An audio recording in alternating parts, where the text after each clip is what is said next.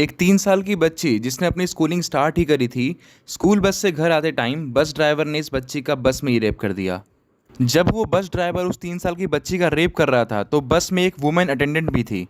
CBSE यानी central board of secondary education ने कुछ सालों पहले लॉज फॉर स्कूल बनाए थे, जिसमें यह भी कहा था कि स्कूल बस में बच्चों की सेफ्टी के लिए एक वुमेन बस अटेंडेंट कंपलसरी है, जो बच्चों का ध्यान रखे, उनकी सेफ्टी का ध्यान रखे।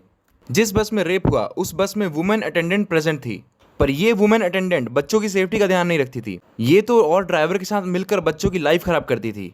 इस वुमेन हेल्पर ने, इस औरत ने पूरे क्राइम को अच्छे से छुपाने की कोशिश करी। अब इस पूरे इंसिडेंट को स्टार्टिंग से समझो। 3 साल की बच्ची एक लीडिंग प्राइवेट स्कूल में नर्सरी में पढ़ती थी। नर्सरी सुन के आप समझ सकते हैं कि इस बच्ची की स्कूलिंग अभी स्टार्ट ही हुई थी, जस्ट स्टार्ट ही हुई थी। एक दिन बच्ची जब स्कूल से पढ़कर घर वापस आई तो उसकी मम्मी को उसके कपड़े में चेंजेस नजर आए। उसकी मम्मी को ये रियलाइज़ हुआ कि किसी ने इसके कपड़े बदले हैं, और जो कपड़े घर से बच्ची पहन कर गई थी वो कपड़े बैग में रख दिए हैं और स्पेयर क्लॉथ बच्ची को पहना रखा है। स्पेयर क्लॉथ्स का मतलब स्कूल ड्रेस के 2 पेयर्स लिए थे पेरेंट्स ने। एक कपड़ा बच्ची घर से पहन कर जाती थी और एक एक्स्ट्रा कपड़ा बच्ची के बैग में पेरेंट्स रख देते थे इन केस ऑफ इमरजेंसी। तो उसकी मम्मी को ये रियलाइज़ हुआ कि जो कपड़ा ये घर से पहन कर गई थी वो क्लॉथ उसके बैग में है, और जो स्पेयर क्लॉथ इमरजेंसी के लिए रखा गया था वो उसने पहन रखा है। तो उसकी मम्मी ने बच्चे की क्लास टीचर और स्कूल के प्रिंसिपल से इंक्वायरी की, तो दोनों ने ही मना किया कि नहीं, हमने इसके कपड़े नहीं बदले हैं। वो 3 साल की बच्ची पहले तो अपने पेरेंट्स को बता नहीं पा रही थी कि उसके साथ हुआ क्या है, पर कुछ टाइम बाद बच्ची के प्राइवेट पार्ट में पेन होने लगा। तो उस बच्ची ने अपने पेरेंट्स को बताया कि बस ड्राइवर ने उसके कपड़े बदले हैं और उसके साथ रेप अटेम्प्ट किया है।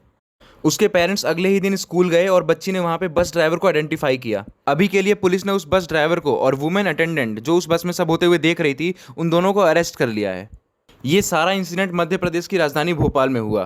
पुलिस ये पता लगाने की कोशिश कर रही है कि उस बच्ची का रेप एग्जैक्टली उस बस ड्राइवर ने किया कहाँ, और अभी उस 3 साल की बच्ची का मेडिकल रिपोर्ट आना बाकी है।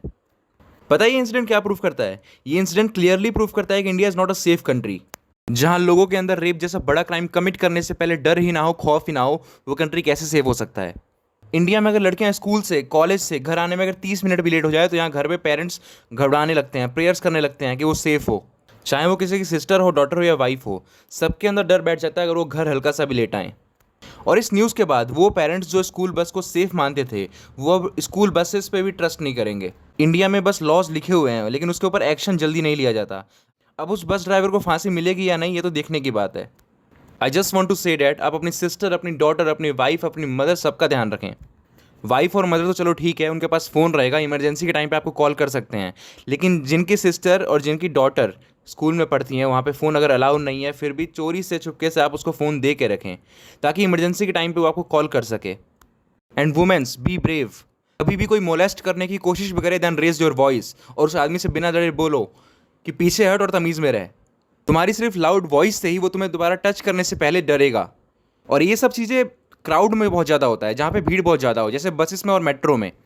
भीड़ में लोग फ़ायदा उठाने की कोशिश करते हैं, उन्हें लगता है कि कोई देख नहीं रहा तो हम टच कर सकते हैं। अगर आप मेट्रो में ट्रैवल कर रहे हैं तो कोशिश करें कि आप वुमेन्स कोच में ट्रैवल करें, क्योंकि वो सेफ़ रहेगा।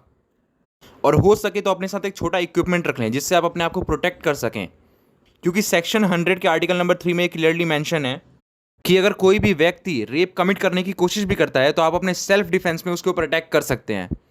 अपने आप को प्रोटेक्ट करने के लिए, अपने आप को बचाने के लिए उसके ऊपर अटैक कर सकते हैं।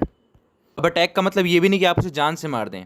अगर आप पब्लिक प्लेस में, और अगर आप पब्लिक प्लेस में अटैक करते हैं तो ऑब्वियसली लोग आपको प्रोटेक्ट करने आ ही जाएंगे। लेकिन अगर आप ऐसे प्लेस में हैं जहाँ पे कोई भी नहीं है, आपके आसपास आपके दूर दूर तक कोई भी नहीं है, तो वहाँ आप किसी पर्सन को इतनी बुरी तरह से मार सकते हैं कि वो आपको फॉलो ना कर पाए। आप जब भागें तो वो आपको फॉलो ना कर पाए। और एक और केस है जिसमें एक लड़की ने एक आदमी को जान से मार दिया था क्योंकि उस आदमी ने उसके साथ रेप कमिट करने की कोशिश करी थी। इस लड़की ने अपनी सेल्फ डिफेंस में उस आदमी को मारा था, और मारने के बाद खुद से पुलिस स्टेशन जाकर वहाँ पे सारी सिचुएशन पुलिस को बता दी। और पुलिस ने जब इन्वेस्टिगेशन की तो सारे के सारे एविडेंस लड़की के सपोर्ट में मिले। ऐसे ही 2008 में एक पति पत्नी ने एक आदमी को जान से मार दिया क्योंकि उस आदमी ने उनकी बेटी का रेप किया था। सो अगर आपके साथ कोई आदमी रेप कमिट करने की कोशिश करे तो उस आदमी को मारो, पीटो, जो करना है करो, बस अपने आप को उस सिचुएशन से बचाओ। कैसे भी करके उस सिचुएशन से निकलने की, भागने की, अपने आप को बचाने की कोशिश करो। सो एट द एंड वो जो बस ड्राइवर था उसका घर तोड़ दिया गया है और कार्रवाई चली रही है। देखना बस यही है कि उसको फांसी होगी या नहीं होगी। और इस वीडियो को जितना हो सके उतना आप शेयर करें, हर इंसान तक ये मैसेज पहुंचने चाहिए। Thank you for watching this video. नमस्कार।